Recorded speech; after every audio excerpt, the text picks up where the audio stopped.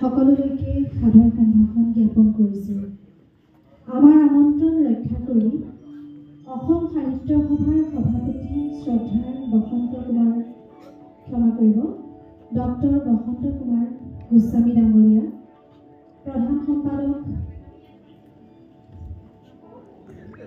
দেৱজিৎ বৰা ডাঙৰীয়া, আজিৰ মুকলি সভাৰ উদ্বোধক নুমলীগড় শোধনাগাৰৰ মুখ্য মহাপ্ৰবন্ধক ডক্টৰ কাজল শইকীয়া ডাঙৰীয়া, শ্ৰদ্ধাৰ বিশিষ্ট অতিথি, আমন্ত্ৰিত অতিথিসকল ইতিমধ্যে সভাগৃহত উপস্থিত হৈছে।